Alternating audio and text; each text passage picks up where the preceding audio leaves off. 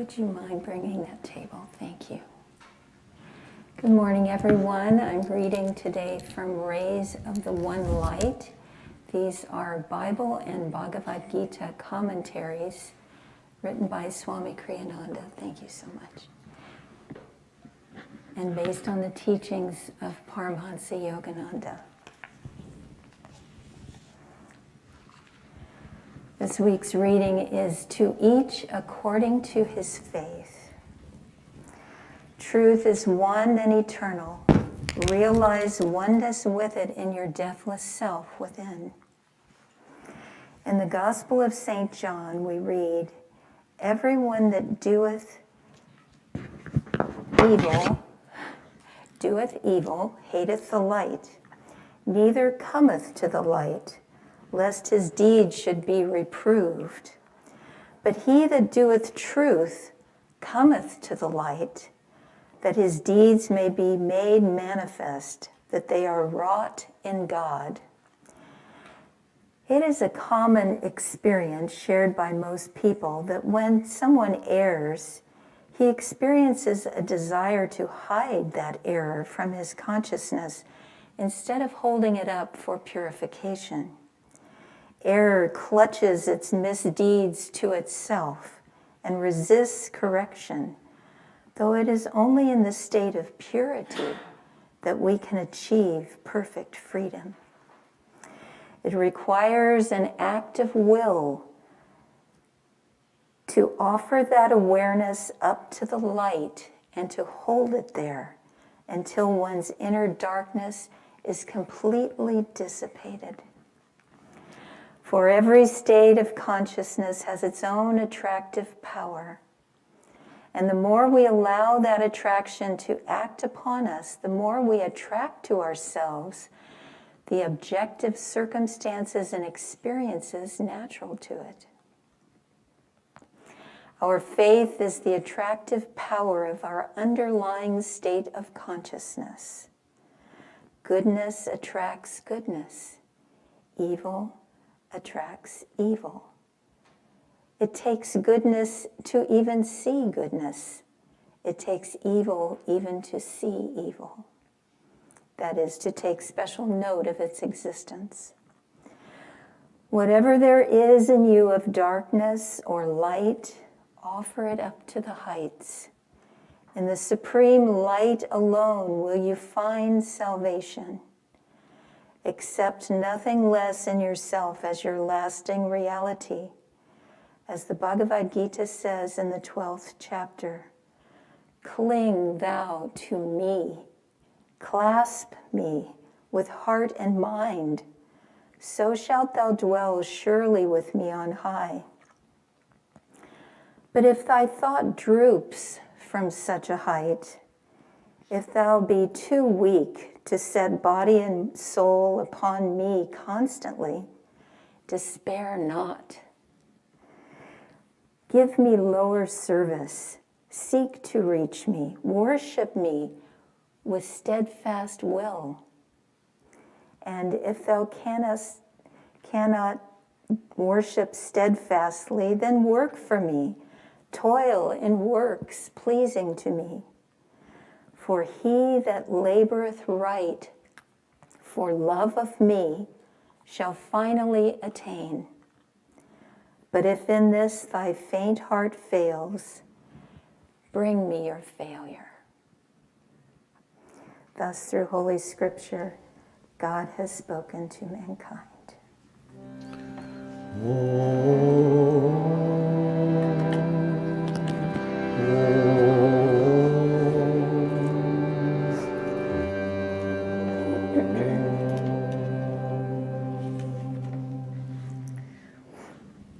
I love this passage.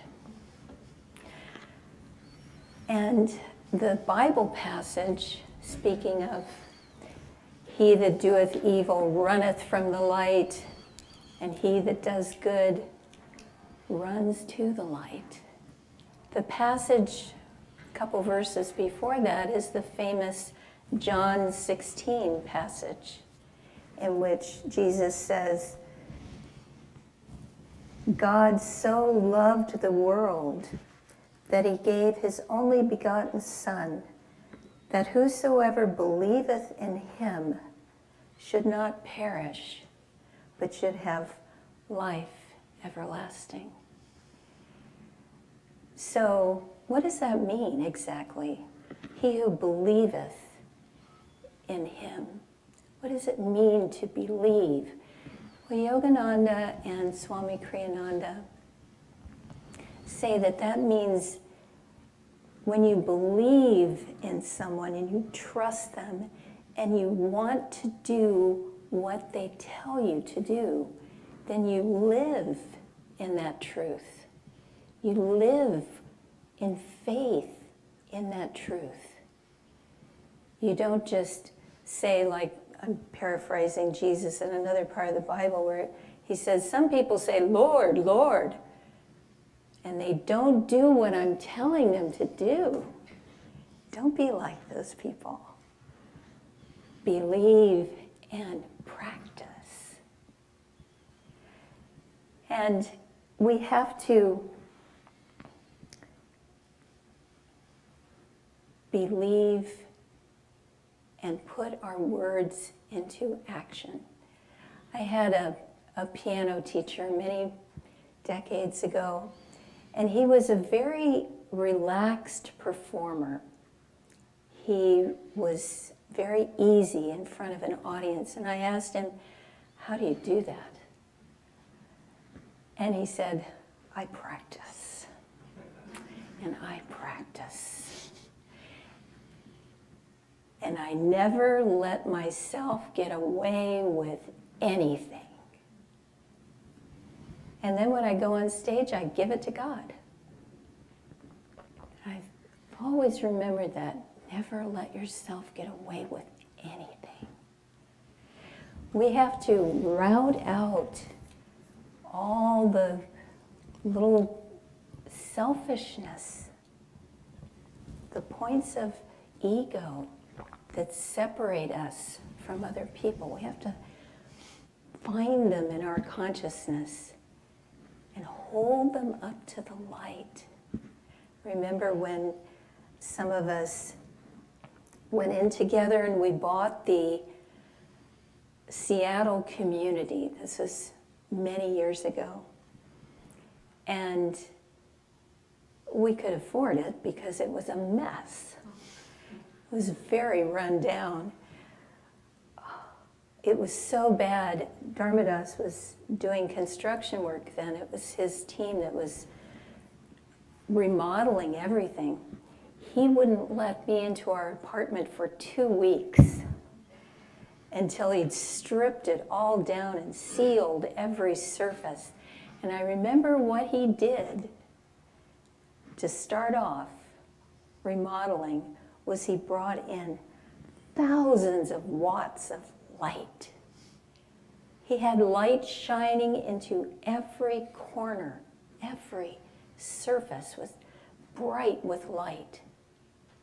And that's how you change. Bring that light in. So, we can't hide anything. There's that automatic tendency. In fact, I had an interesting experience. We were having a choir rehearsal in India. This was some time ago, and Swami was there, a room full of people, and I was facing this way, fuddling with my music or something, and Swami was right there, and he was looking at me, and he was saying my name, and he had that tone of, and I'm going to tell you something important. And I resisted. There was the whole process. I don't remember so much of what he did say. It might have been scathing. I don't remember. I certainly had my share of those moments. But I don't remember exactly what it was, but I remember the process. First, I was just like laughing it off. No, I don't want to see that. I just sort of brushed it off. And then when he wasn't having that, then I went into fear.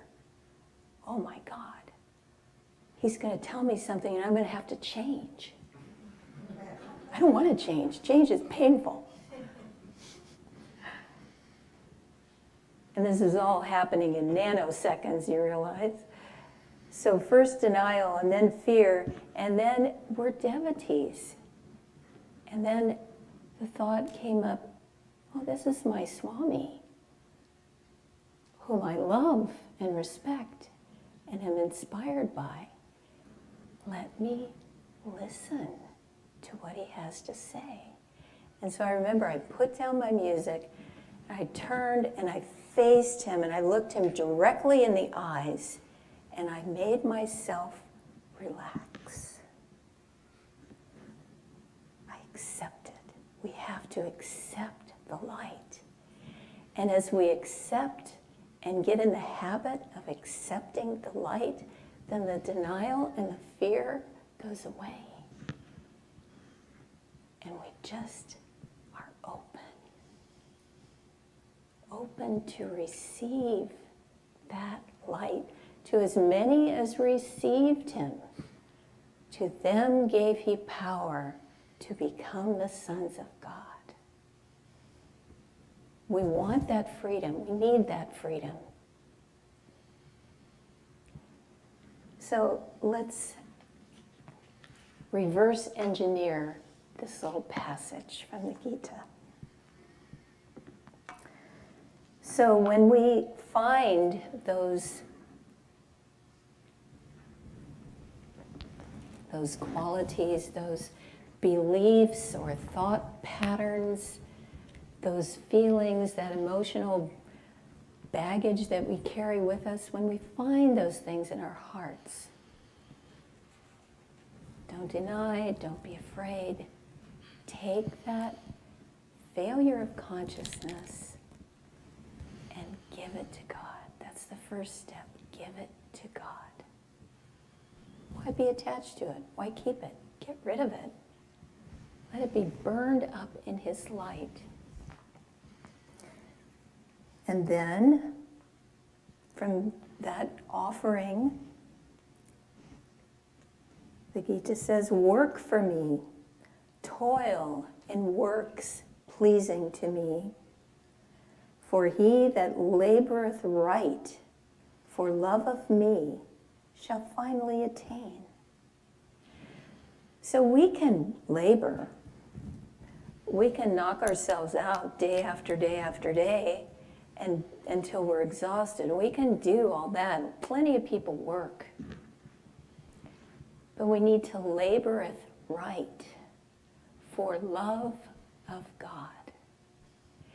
If we offer everything that we're doing to God as an offering, what happens? We're filled with joy.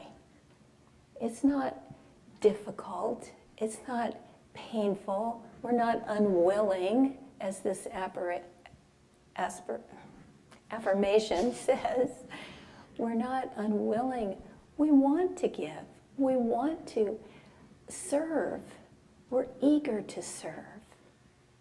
And through that eagerness to serve, it's our path after all, service and meditation. Through that eagerness to serve comes joy.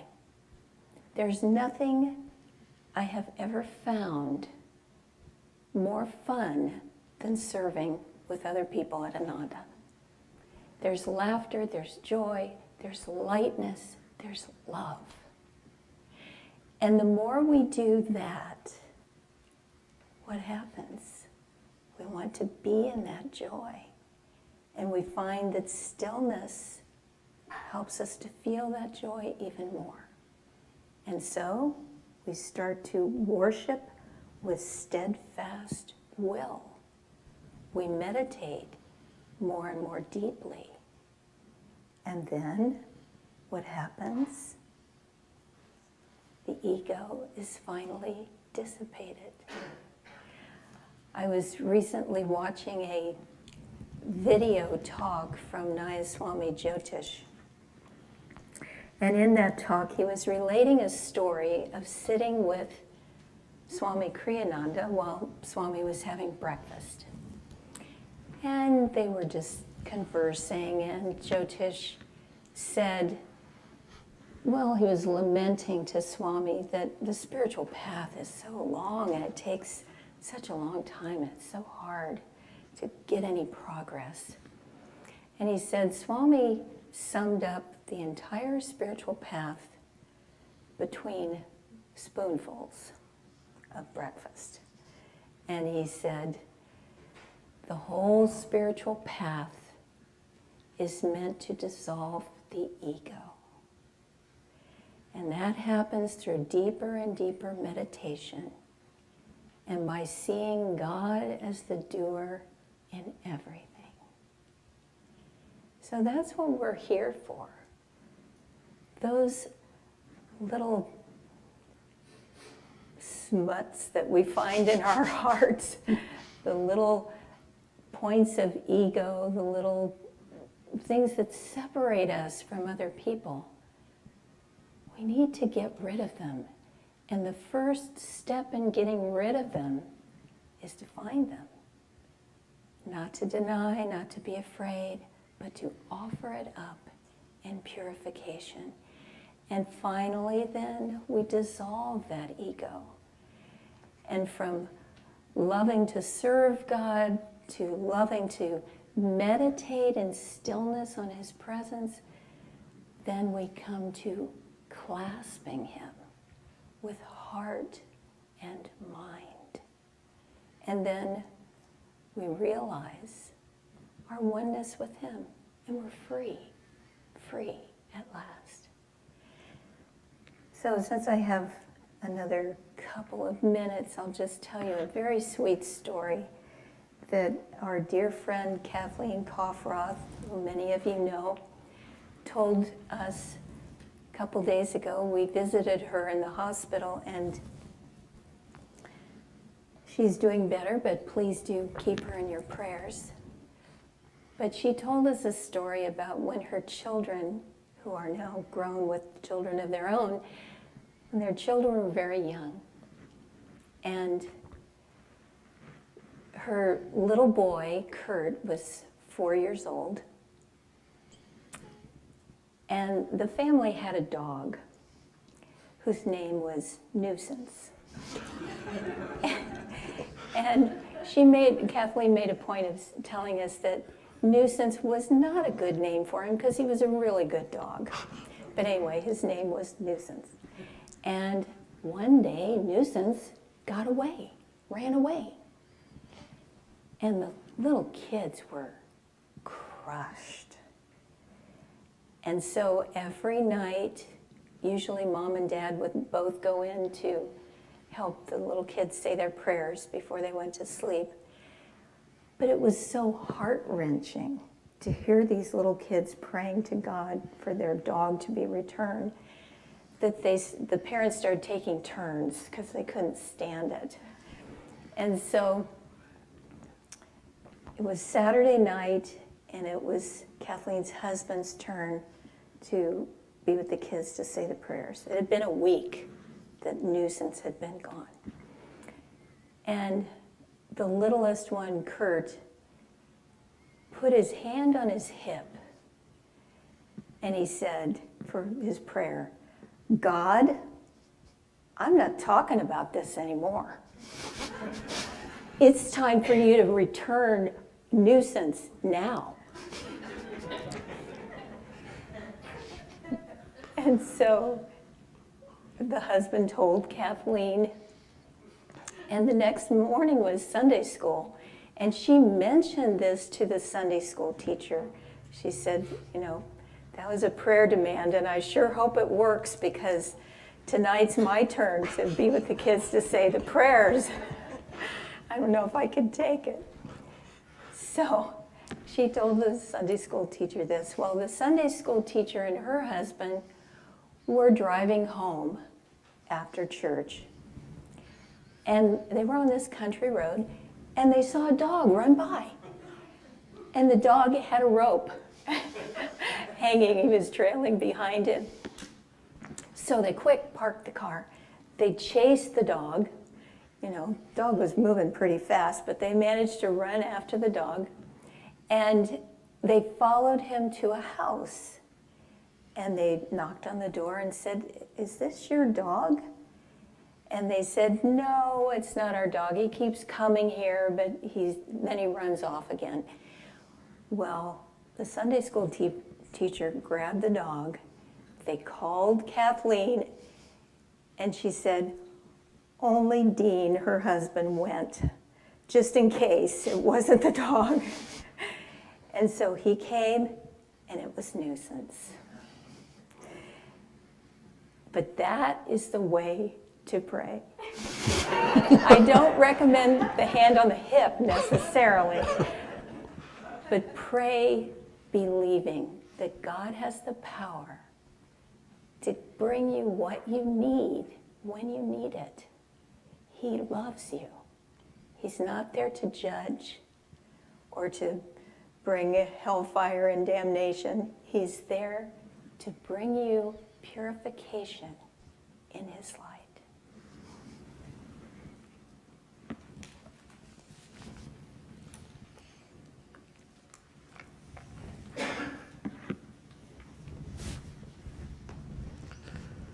This past week, we had the joy and privilege of spending several days at Ananda Village for a meeting of colony leaders from around the world. And it was a very special, lovely time. Lots of long meditations and wonderful time to talk and connect. And one of the things that came up during this week was an observation that came from several sources, including Nirmala, but it was that art and music especially, but art in general, helps to create culture, and it creates a culture of consciousness. I'm reminded of a time many years ago when Swamiji made the observation in a talk that Gregorian chant had held the Catholic Church together through the Dark Ages because it was a unifying force of consciousness. It was a way of expressing the divine consciousness through scripture, etc. And it just had that power to hold it all together at a time when the forces of disintegration were pretty strong. And similarly, we have noted, and because we sing Swamiji's music here every Sunday, at least once or twice, we all have a chance to experience the fact that these songs have the power to sort of reprogram our consciousness. There's a line in this reading today that is quite profound, and it kind of sails by, as these things often do in Swamiji's readings, because he's condensing things down into, it's like espresso, spiritual teaching, there's not a lot extra there in espresso, it's coffee and it's strong and it's good, but if you like that sort of thing. But there's not a lot else there. But he says faith is the attractive power of our underlying consciousness. And we talk about faith, Nirmala referenced belief, and that it's a sort of a beginning stage in the path towards faith. Faith is something that we act upon. Faith is something that is foundational for us. But I'm thinking of that underlying state of consciousness. So one fine day, you have a deep meditation, and it's like, wow, the heavens open up, you feel the light, it feels so natural. I mean, divine realization is described as smriti, is the Sanskrit word, which means memory. We remember what we are. We don't aspire to something that we're not, and then one fine day we, turn into a, three-legged monster or something. I mean, it's like we remember who we are and we remember the state of consciousness that's familiar, the joy, the peace, the harmony, etc. Well, okay, so one fine day we have a wonderful meditation. But days go by, weeks go by, whatever, and it kind of becomes a distant memory. And we've sort of come back to the mean level. I don't mean like being mean to someone. I mean, we come back to the average level of our consciousness. Well, how does that level change or increase? It changes in little subtle ways. And one of the reasons that Yogananda said the very memorable words, chanting is half the battle, is because it gets into our consciousness and it weaves its way through our consciousness. So when we sing, there's joy in the heavens, a smile on the mountains, and melody sings everywhere.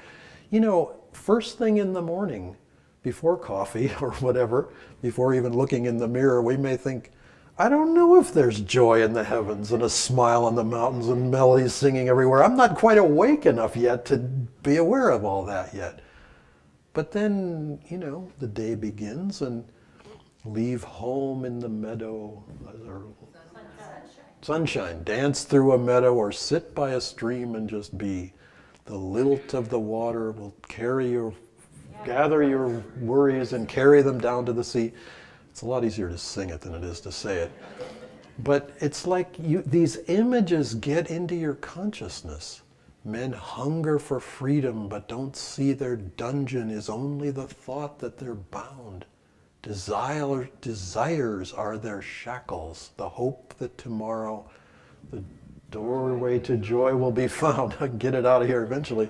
But those things, you say them, you sing them, you feel them, and you start to believe it. It may take a little time. I'll use an image that is pertinent to my own history here. For many years at Ananda and in a few other places, I heated my home with firewood. And so, the process of having firewood is not generally an instantaneous process. Now, those of us who've ever gone camping, you may know that, yes, in many places, when it's not danger of forest fires here in California, you can make a little fire for your cooking in the evening or just to have a campfire, etc. But if you've ever been to a place where lots of people camp and you go, let's have a fire. Oh, here, let's go look for some wood. Well, it may be that the whole woods are all, scoured of all firewood and you're out of luck unless you carried your own there. Well, similarly, when you're going to build a fire, and you're going to build a fire in the morning, and you're going to build a fire in the evening, and it's going to be tomorrow and the next day, etc., you can't be scratching around looking for wood that's wet, that's been snowed on, that's, half rotten, etc. You want to get it done and collect it. Well, that process can take a year. If you start cutting wood and chopping it, splitting it, stacking it, you want to let it dry for a year. And by the end of that year, you have something. You have firewood that's properly seasoned and ready to go. And there's a whole science to this, and I'm not going to bore you to tears with all that, but even though it's something of a passion for me for reasons unknown, maybe I couldn't get enough firewood in a past lifetime and it was really, really cold wherever I was. But anyway, think of the underlying state of consciousness, because we are a culture, and I don't mean the organization of Ananda only. Yes, there's that also, but we are a culture inside of our own consciousness, and that culture has a way of repeating messages to us that may or may not be useful or helpful or uplifting, and we want them to be uplifting. And that's one of the reasons why Swamiji's music is so powerful. I love the fact that in the reading that Nirmala focused on, the Bhagavad Gita reading, she sort of worked it backwards from the end. It starts with, give me everything, and we're good. And then, oh, but if you can't do that, then, then strive for me. Oh, but if you can't do that, then work for me. Oh, but if you can't do that, then bring me your failure. I mean, there is room for everybody under the sun. Everybody's got something they can give, even if it's just failure. Everybody has something they can offer. Elsewhere in the Gita, Krishna says, even a leaf, if offered with devotion, I will accept. And so if we think of that, I love the fact that yoga is never one size fits all. Oh, you're a square peg? Well, all I have is round holes. We're going to just pound you into that round hill until you fit. No. There's a spot and a place for everyone. If you can't reach all the way down to your toes, if all you can do is reach to my knees, oh, that's as far as I go. Fine, reach to your knees, that's good. Work with what you have and more will be given. In my days of construction, one of our little mantras was, have thy tools ready, God will find the work. There were times where I sort of did the little hand on hip, I've got my tools ready now, where's the work? Let's go. But it's a good attitude to have in ourselves. Have the tools of our consciousness ready, and whatever the work or whatever the next step is will present itself. That message, because all of us at one time or another have, veered off into the woods, gone off into the darkness. As the first chant we sang, come out of the darkness, Mother, bathe me in thy light. We've all, in one time or another, been in darkness of one kind or another, ignorance, illusion, just simply being in a dark room and not knowing where the light switch is and the flashlight is dead, etc. We've all been there. And calling to that light lovingly, knowingly, believingly, faithfully, it comes. And we don't have to fear, as Nirmala was suggesting, it's very natural to want to hide when we feel like we're off in the woods and we don't know where we're going and we're smashing around. It's very natural. I mean, I remember this quite definite feeling when I arrived at Ananda at the age of 19 and looked around, and it was like, wow, everybody knows what to do. They all, it's like they know how to make a living, they know how to, fix up their teepee, they know how to, or whatever, create a dwelling space, they know how to meditate. I mean, it was like, whoa. I mean, I remember Sudarshan lived up further on the teepee hill than I did. His teepee was the next one above mine on the hill. And I remember, I really squeezed on Sudarshan for words of wisdom and understanding about how do you make all this fit together and work. And I remember asking him, well, how long have you been on this path? How long have you been doing this? This was fall of 1979. He said 4 years. I was like, wow, 4 years, whoa. At age 19, 4 years is a long time. But all of us, there's room for us, even if we're at the very beginning, and even if we feel like, I don't know what I'm doing. We offer these retreats up at the Forest Hermitage, and sometimes people feel like, but I'm not doing very well with my meditation. When we offer one on meditation, it's like, but that's the whole idea. That's the whole point. If you're not doing well, come, because then you might do better. And there's no judgment around it. I've sometimes thought that if we had a sixth yama, it could be called non-guilt. You have ahimsa, non-violence, non-stealing, non-lying, etc., etc. Well, non-guilt could kind of be in there. Maybe it doesn't make the top 10 even, I don't know. But I mean, it's there somewhere because it's just not helpful. The divine isn't busy judging us. We judge ourselves and we hold ourselves back in so doing. Let's offer ourselves into that divine light and know that we are bathed in it when we allow it to come to us.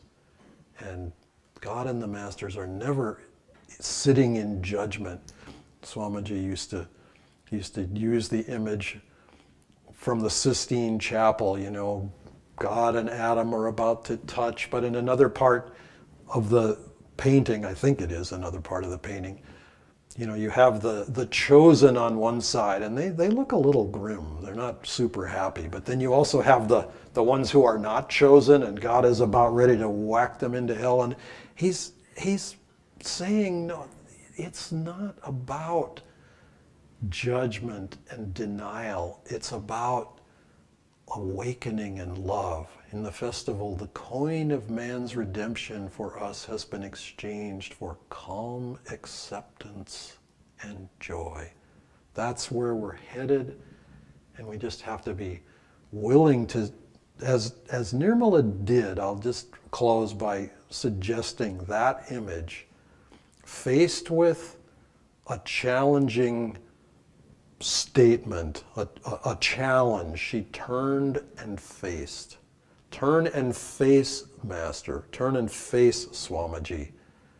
Hear the message and then work with it however is appropriate to work with it. But that starts with being willing to just say, Master, whatever I need to hear and whatever I need to know, help me to know that so I can grow in your light.